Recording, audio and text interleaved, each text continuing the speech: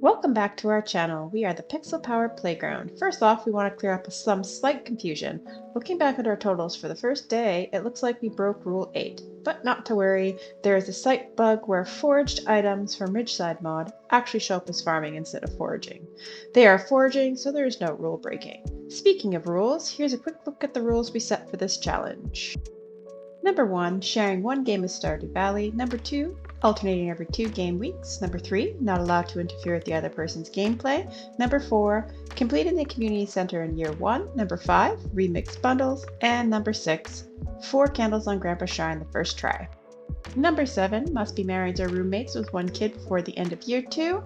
And number 8, will only be allowed to sell foraged items during the season. All other items were only allowed to be sold on the 28th of each season. We also have 2 sub-goals, which are make friends with the wizard in order to gain access to change our appearance, and make friends with Marlon in order to gain access to the sewers. We also have a little challenge for you guys, which is to subscribe to our channel and to like our videos. Your support is greatly appreciated.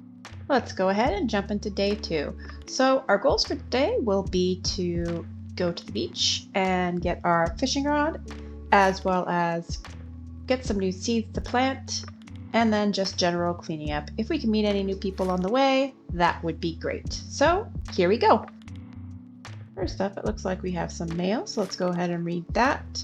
We have a note from Pierre's General Store just telling us they have a size 24 backpack, as well as a note from Willie telling us to come see him at the beach. Let's go do that right now. We'll pass through town. Hopefully we will run into some more villagers. I don't see anybody, so let's just head straight to the beach. As we reach the beach, we see Willie standing at the end of the pier where there's a cutscene and he gives us a bamboo pole. Let's start fishing. After a few attempts, I'm able to catch a sardine. After a few more failed attempts, I decide it's better to head back to town. And while in town, I see a few people that I can talk to. So I do that.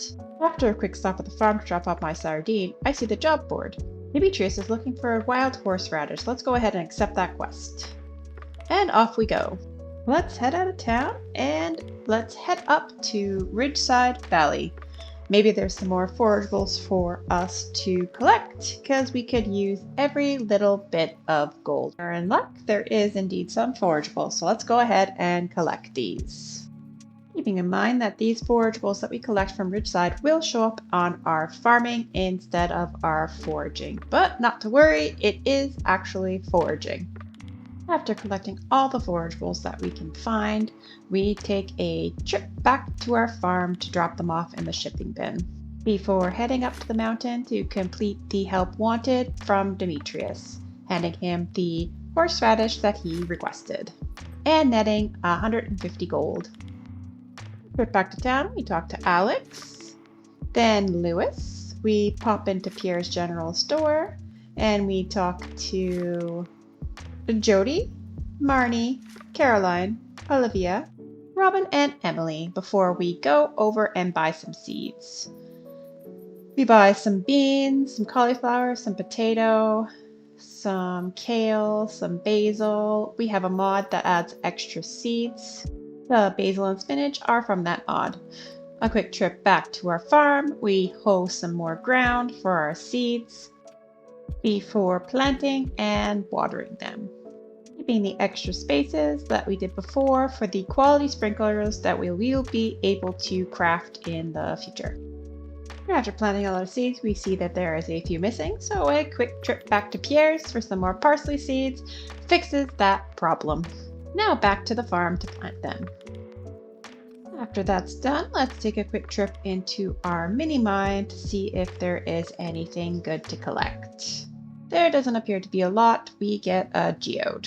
Quick trip to Cindersap Forest to see if we can find any forageables. We run across Penny, we say hello, and then we take a look around to see if there's anything we can collect.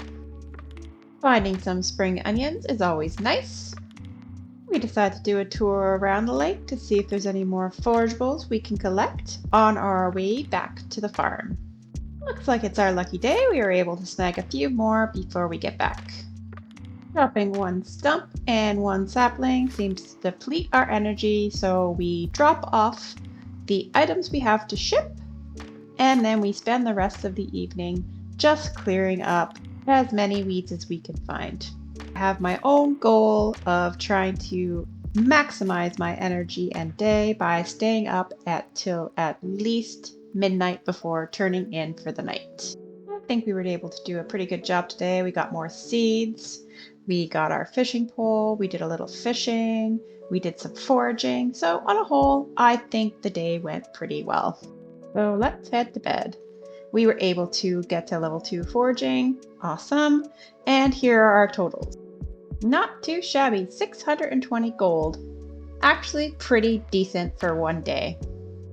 Up next is day 3, so here we go. We seem to be in luck today, at least weather-wise. We don't have to water any crops because it's raining, so we clear a little bit of land, cut some trees down, break some stones. Between episodes 2 and 3, we installed the UI suite, which gives us the ability to see what the weather will be like tomorrow, as well as our daily luck in the upper right corner. On our way to the beach, we pass through town, saying hello to Morris on our way, and then it is off to the beach to do some more fishing. Hopefully today our luck for fishing will be a little bit better than it was yesterday. Here we go. Our first try nets us a halibut, followed by our second try, which gives us a sardine. For our third try, we got a little greedy, tried to take the treasure chest, and lost our fish. So let's try again. We get some seaweed, and then our final try is another sardine, before we head back to town and the river, hoping that we can catch some more fish. Rainy days are usually good for catfish, but I don't think our level is high enough to catch them. So let's see what we can catch. We are lucky we catch a smallmouth bass. Then we head down to the Shearwater Bridge to see if we can catch any more different types of fish. This was an addition from Stardew Valley Expanded. Unfortunately, our bad luck seems to have taken effect, and we don't actually land up by catching anything. We try to go for a treasure chest again, and we fail miserably, and then the only things we're able to pull out is some garbage. Giving up on the idea of catching fish from here, we head back through town, checking a few of the garbage cans on our way back to the farm to drop off the fish that we caught at the beach and here at the river. And then it is a quick trip back to town where we check some more garbage cans, and then we head into Cindersap Forest to look for some forageables. We are able to find a few of the spring onions. Then we head down to the bottom here, and you can see the extra added effects of fog that came with the Stardew Valley Expanded mod. I absolutely love it. We head back up towards the farm, looking for even more forageables before we go back to the farm and drop them all off in the shipping bin. A quick trip up to Ridgeside to see if we can get any forageables from there. We find a leak on the way, and then it is off to the gondola. After our quick gondola ride, we head into the walking trail to see if there's any good forageables we could collect. Unfortunately, our luck seems to be bad today, and we only are able to find a couple of things. At this point in the game, we will take anything we can find because we need a lot of gold in order to buy seeds, and I am aiming to get a backpack upgrade before my 2 weeks is done. We head up here in the forest in hopes of finding some more forageables. We actually are in luck. We find quite a few that will net us a nice pile of gold.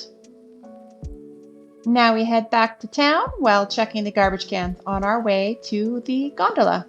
Quick gondola ride, and we are back at the farm where we drop off all the forageables we found. And then it is another quick cleanup before it is time to turn in for the night. Today was a bit of a slower day. Normally I would either mine or fish on the rain days because you don't need to water your crops, but we weren't very successful at fishing, and the mine doesn't open until the 5th. The remainder of the time is just cleaning up a bit more weeds before it's time to turn in for the night. Overall, I think today was a little bit of a slower day. We were able to catch some good fish, as well as get a little bit of forageables to add to the gold we will need to buy our bag upgrade. And then just like that, day 3 is done and day 4 is next up. We weren't able to level up any of our skills, but we did make a decent amount of gold at 448 for the day, which is a little bit low, but on a whole, not bad. Up next is day 4, the last day of this video. Well, apparently our luck seems to be better today. Our weather luck is not. It is a sunny day, so we will start by watering our crops. The UI Suite mod also adds the crop title and the amount of days left for the crop to be ready, which I think is rather cool and very convenient when trying to plan out where to plant everything, and is especially nice when you are waiting for a certain crop for the community center. To finish watering our crops, it is a quick trip into town, picking up a leek on the way to drop off the minerals that we got from our mini mine.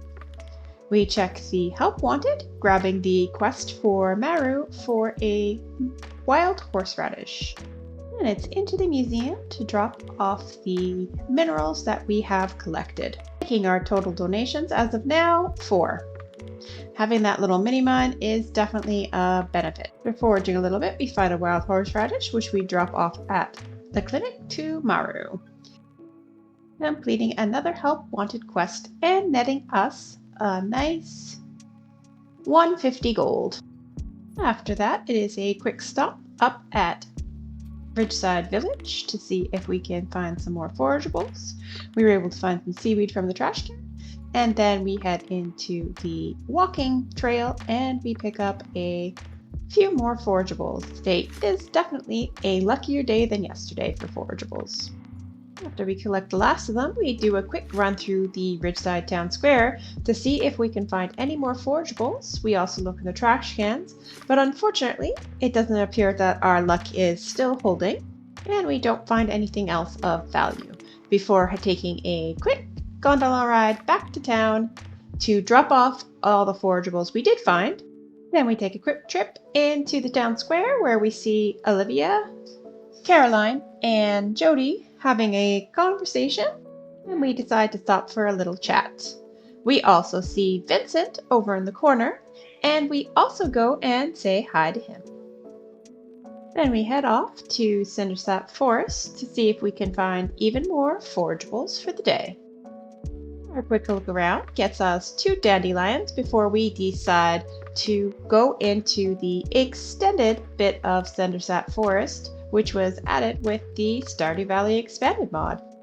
The addition that Stardew Valley Expanded added to Cindersap Forest is pretty extensive. For today, we're just going to collect a few of the forageables and poke around a bit. Later on in the video series, we will show you a better, more in-depth look at the forest, but for now, let's just see what we can find. Oh, we came across our very first artifact. We will make sure we drop that off at the museum. For now, let's head back to the farm. Checking our mini mine, we score 2 more minerals and another geode. We spend the rest of our energy and time cleaning up more of our land, chopping down a few trees, and then turning in for the night.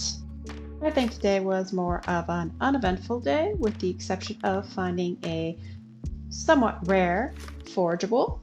That was the 4-leaf clover. You'll be able to see it a little bit better in the total screen. I put a screenshot of the total breakdown. Here is our title screen. As you can see, we made a very nice sum of 1,425 gold. The clover was a huge contributor to that, selling for 400 gold. And that wraps up another video. Don't forget to hit the subscribe button and turn on your notifications so you never miss a new video. Also, don't forget to leave us a comment telling us how you think we're doing, and also letting us know if there's any mods you'd like to see in the upcoming videos. Thanks for watching! We'll see you next time. Bye for now!